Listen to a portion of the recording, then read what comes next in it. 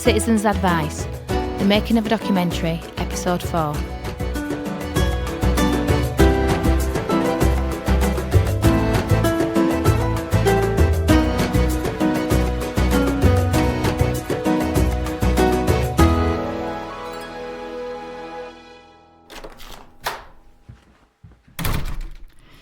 Please, take a seat.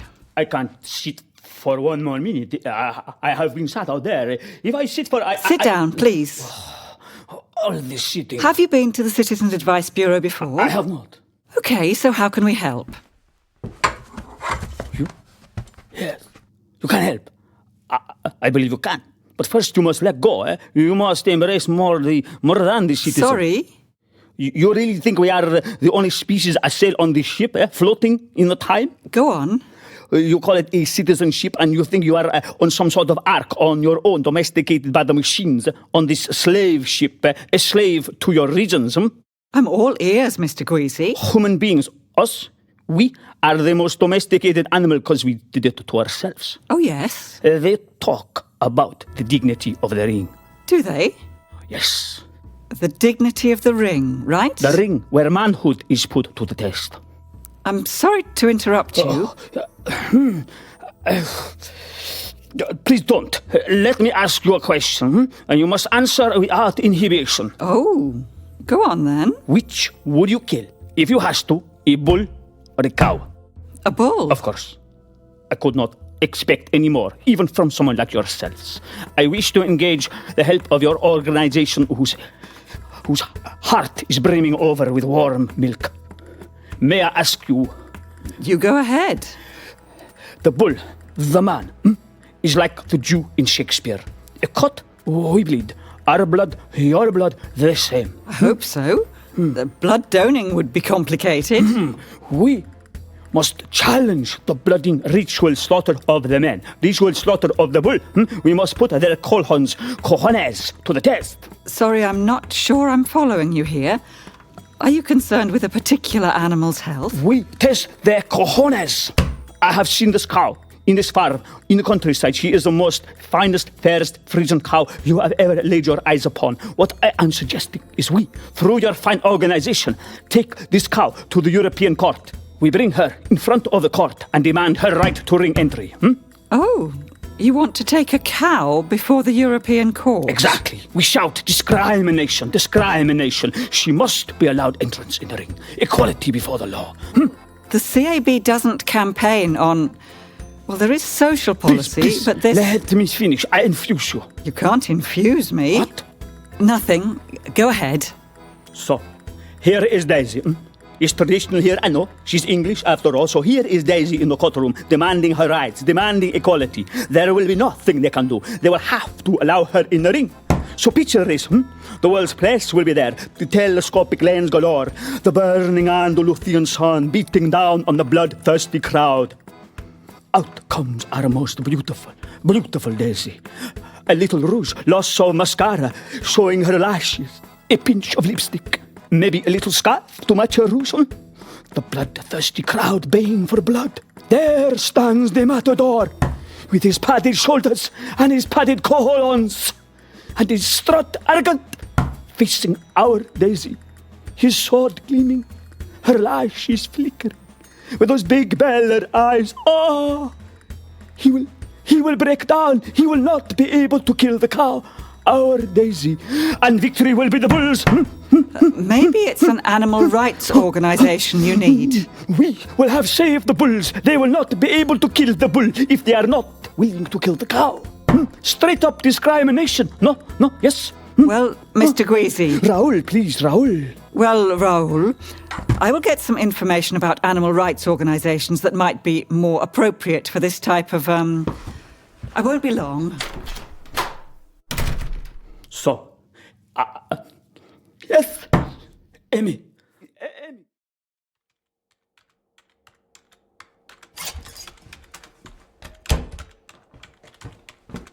Do you? So sorry. Oh, you startled me there, Jabba. Sorry, Linda. I was just noticing your nail varnish and the way you hold your mouth, Linda. Okay. Have you found much time to study the training pack? Your mouse matches your nail varnish, Linda. What? I thought we'd look at our principles. The sheen of your nail varnish is the same sheen as your mouse. Okay, Gerard. Now, let's concentrate. The principles? Oh, yeah. I memorised them, Linda. Make sure people don't suffer through lack of knowledge of their rights and responsibilities of the services available to them. So why do you hold your mouse in that quaint way, Linda? I damaged the nerves in these 2 fingers years ago, Gerard. Oh. How did you do that, Linda? In a different lifetime, Gerard. A long time ago. Your office is very small, Linda. There's hardly enough room just for the 2 of us. So, what you doing sat here on your own? Preparing next month's volunteers rota. Won't be long before you're on it. Scary. So here we are, just the 2 of us. You, Linda, the coordinator of training at Bradford Citizens Advice Bureau, at the only training session in aims and principles at 12:30 on the 11th of October 2011. And me. Are you feeling a bit nervous about this recording, Gerard? Who? Me? No, your imaginary friend by the window. What? Oh, yeah, Linda, imaginary friend. I get you, standing by the window, yeah. There's just you, Linda, and me here, right? It's a documentary, and they are not using special effects. Do you get special effects on the radio? Sound effects, I guess. But this is a documentary, so... Mind you, who knows now? Linda.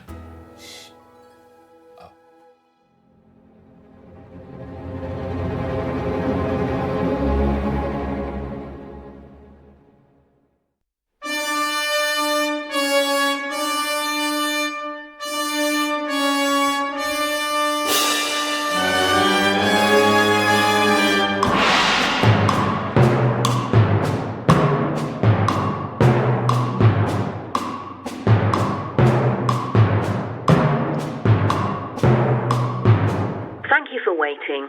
Please continue to hold and we will answer your call as soon as possible. Or you may prefer to call back later.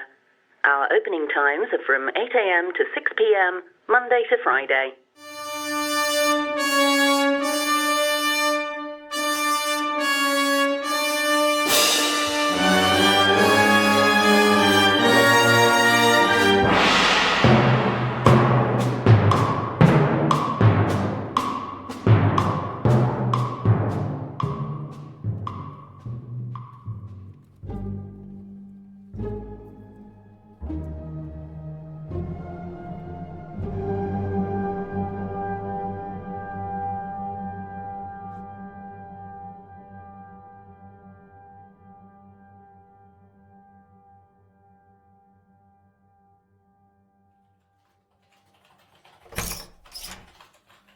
Hello, Amy.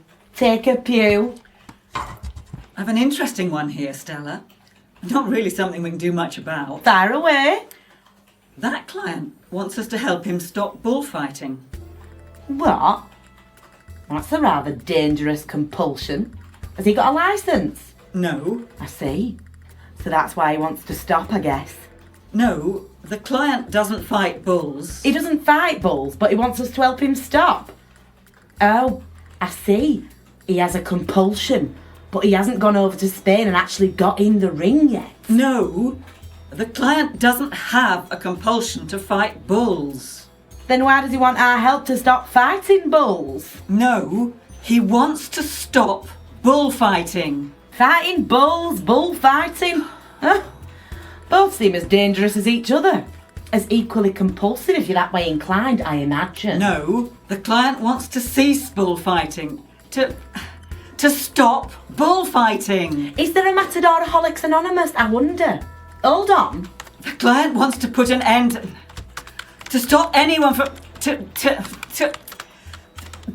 bring an end to the practice of bullfighting. Oh, I see. So he's been practising.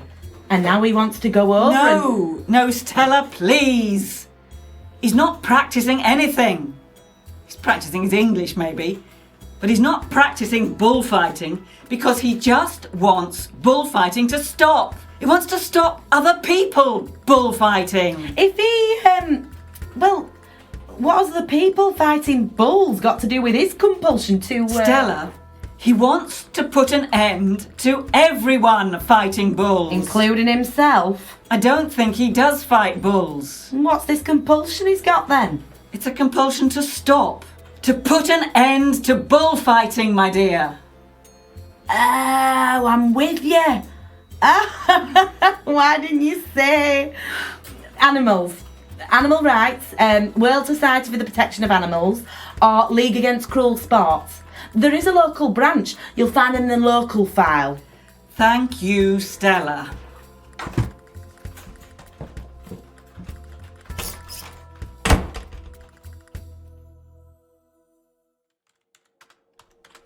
Are you feeling okay, Javad?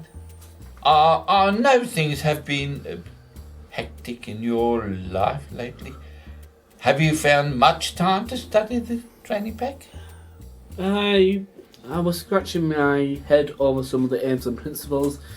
I get to ensure that individuals do not suffer through lack of knowledge of their rights and responsibilities or of the services available to them, but to suffer through inability to express their needs effectively. Express their needs effectively. What was that? What puzzles you about that? Well, I'm just trying to... Do I bring out the maternal in you?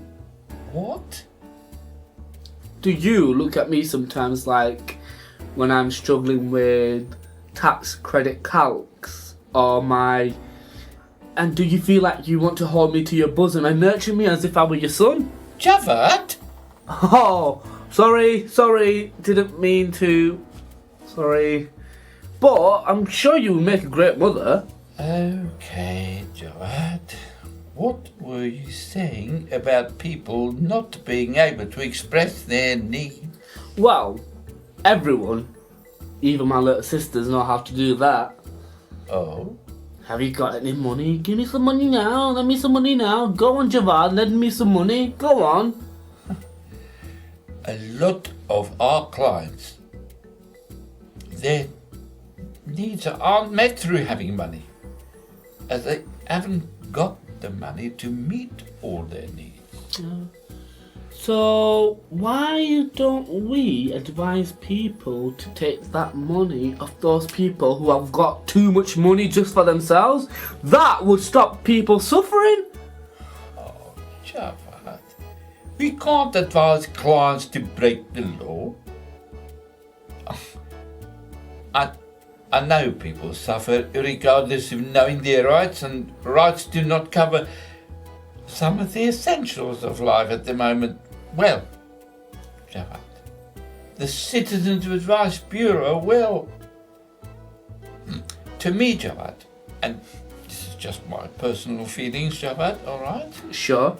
The Citizens Advice Bureau, to me, Javad, have always been beacons.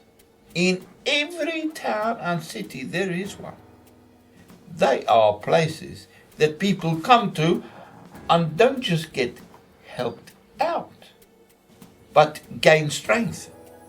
We can find out. We can get knowledge that includes us in this system.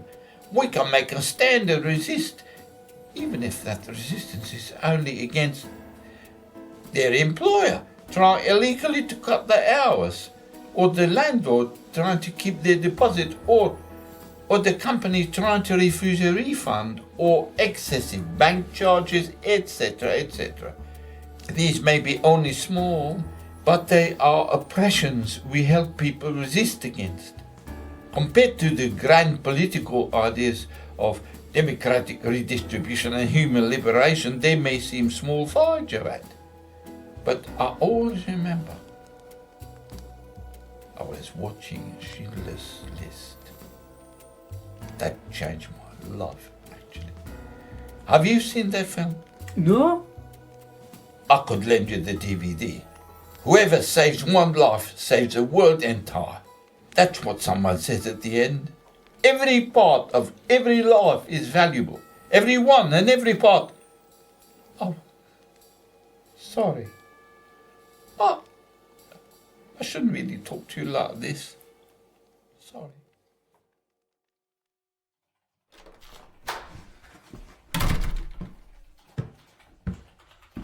Ah, David.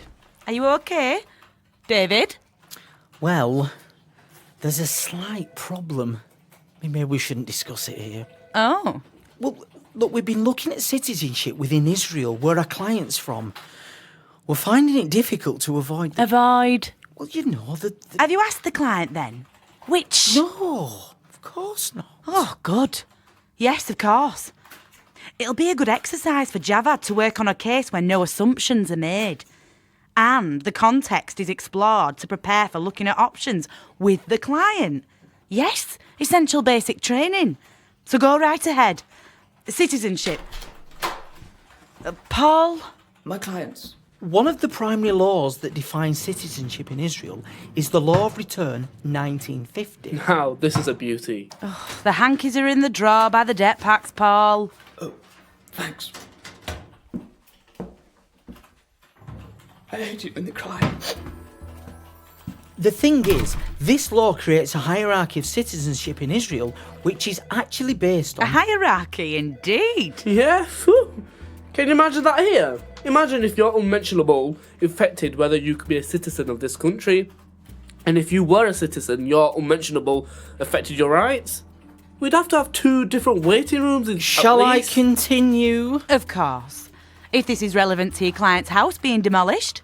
How is this relevant, David? Well, as I said, I haven't asked him about it. We've just been looking up citizenship in Israel and... OK, very good. Continue. The Law of Return gives automatic citizenship of Israel to almost all people who are Jews, no matter where they live in the world, if they move to Israel. That is just so spooky. Even if they've never, ever been to Israel before, right? In their entire lives, there is a right to return. Huh? Return to a place you've never been? What a law? I guess that's the situation in India, is it? Are you asking me, Javad? You know I'm not from... Of course. I thought you might... What I'm asking is, the situation must be similar in India. A person could just turn up in India at the airport, right? Hey, I'm back. Hi everyone, it's good to be back. I used to live here in a previous life. I was a spider. And now look at me. Hey, give me 5, Mr. Immigration Man. What? If you're Hindu. No, Javad. According to the Constitution, India is a sovereign, socialist, secular, democratic republic. Of course, there are fascist fundamentalist elements within the country that would like it to be like Israel. Fascist fundamentalist elements. Oh, heavy. Well, it's true. There are movements within India who would like to cleanse it of Muslims, Christians, Jews, and any other group to create a Hindu state, like Israel is a Jewish state. Are we playing into there? Oh, Javad, I do enjoy your sense of humour. Yes, it's very, OK, so there is an automatic right to citizenship in Israel for Jews only, OK? Imagine that being the way here for white people. How would that look? Very pale. How does this relate to your client having his house demolished, though? Well, if our client isn't Jewish, he might turn out not to be a citizen of Israel. Mind you ain't heard nothing yet. Javad? Wait till you hear this one. Javad?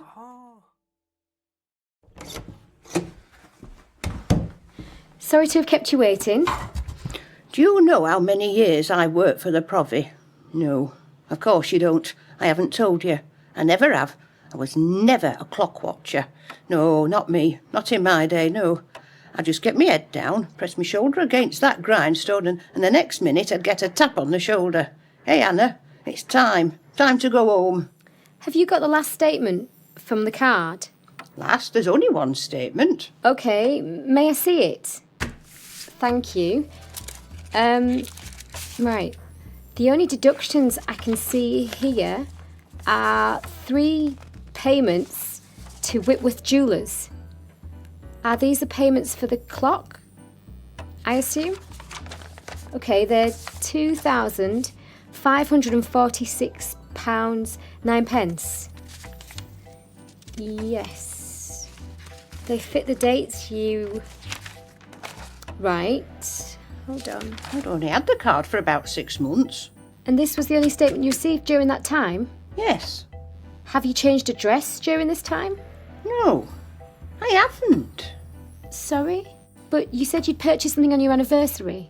I was going to use the card, but I decided against it. Uh-huh. I realised how much interest I was going to get charged if I used it when I spoke to the woman from the bank. What was the date you activated the card then? It's in one of those letters. Right. It was when she was taking me through how to activate the thing, on the phone. You activated it? Ah, you activated it only 5 days before... Exactly, only 5 days before. See? And you reported the money on the 21st of April to the bank as missing? Correct. Why did it take you so long to report it? Report that the money was missing from your accounts? I didn't know. Sorry? I wasn't expecting any money to be taken from my account as I didn't use the thing. Oh, OK. So I'm not going to check, am I? I only realised those items had been purchased when I returned from visiting family, and that letter arrived just before I left. After? Sorry? Do you mean that the letter arrived just after you left? Yes. And that's when you realised? Yes, I've already told you what happened. Did you inform the police? Yes, of course. It is a crime to pretend to be a person, even if that person is a pensioner, isn't it? And what did they say?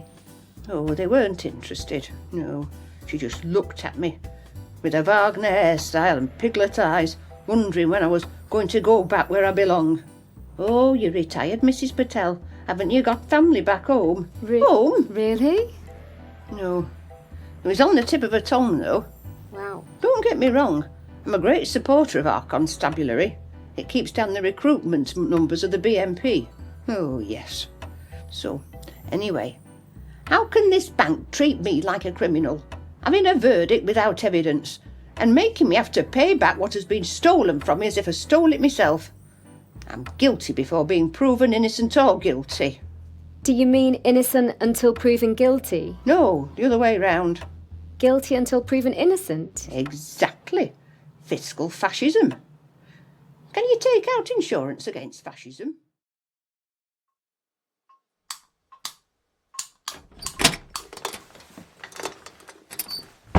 OK, I'm here. Are you there, David? Yes, I'm over here. Shh, quiet. OK, what's your plan, David? Well, we can't avoid these rules and regs that are based on the unmentionable that we're trying to avoid. So we thought it was time for a different tactic. Well, let's just show you. You ready, Sahida? Ready. Javad? Ready. 1, 2, 3, 4. Boom, boom, boom. This is a song, by the way, an explanation of our client's desperate situation.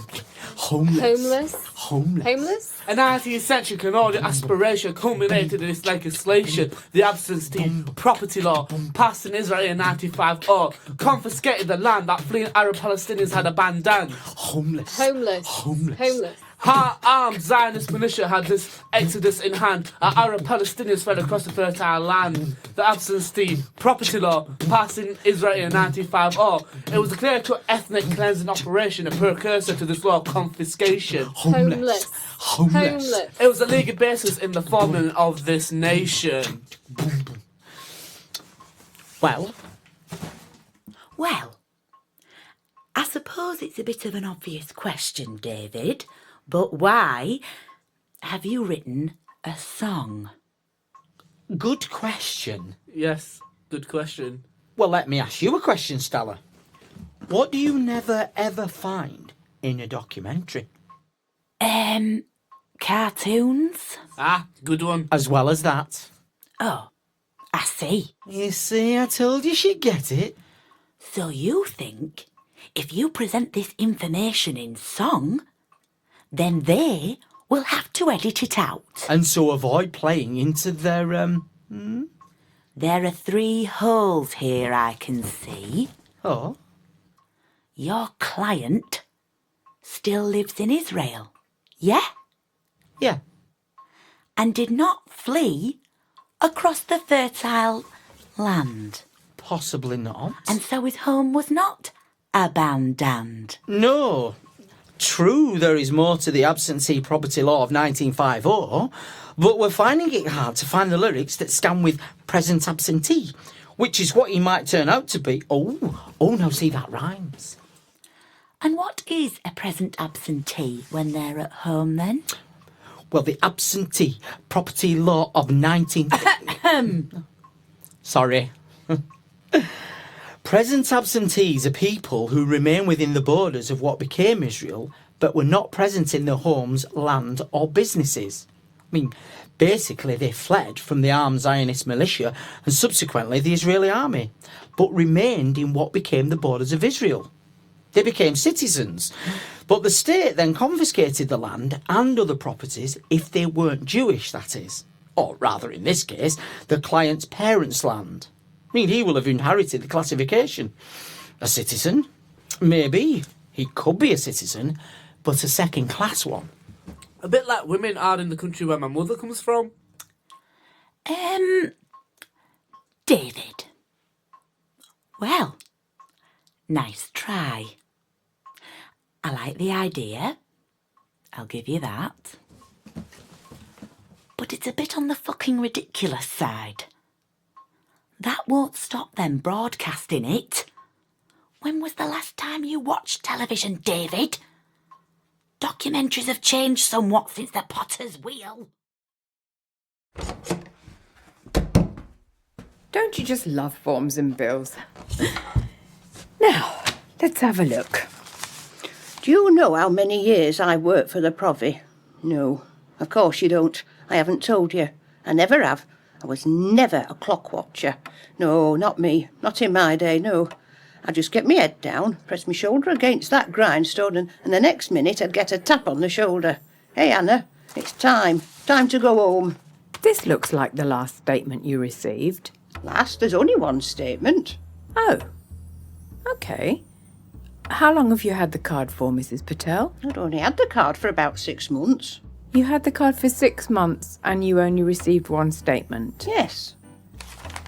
So, these are the 3 Whitworth Jewellers. That's at Parkside. Did you use the card at all, Mrs. Patel? No. Not at all? I haven't. What was it you were saying about your anniversary? I was going to use the card, but I decided against it. I realised how much interest I was going to get charged if I used it when I spoke to the woman from the bank. And how much interest was that? It's in one of those letters. It was when she was taking me through how to activate the thing on the phone. Thursday the 16th of February? Yes. That's only a week before... Exactly. Only 5 days before. See? And you reported the money's being missing 2 months after? Correct. You didn't know the money was missing from your account? I didn't know. I wasn't expecting any money to be taken from my account as I didn't use the thing. So I'm not going to check, am I? I only realised those items had been purchased when I returned from visiting family, and that letter had arrived just before I left. Before? Sorry? Do you mean you didn't receive the letter before you went away? Yes. So you informed the bank? Yes, I've already told you what happened. And the police? Yes, of course. It is a crime to pretend to be a person, even if that person is a pensioner, isn't it? Of course, Mrs. Patel. Oh, they weren't interested. No, she just looked at me with a Wagner hairstyle and piglet eyes, wondering when I was going to go back where I belong. Oh, you're retired, Mrs. Patel. Haven't you got family back home? Home? She said that to you? No. It was on the tip of her tongue, though. Don't get me wrong. I'm a great supporter of our constabulary. It keeps down the recruitment numbers of the BMP. Oh, yes. So, anyway, how can this bank treat me like a criminal, having a verdict without evidence, and making me have to pay back what has been stolen from me as if I stole it myself? I'm guilty before being proven innocent or guilty. Innocent until... No, the other way round. Guilty until proved innocent? Exactly. Fiscal fascism. Can you take out insurance against fascism?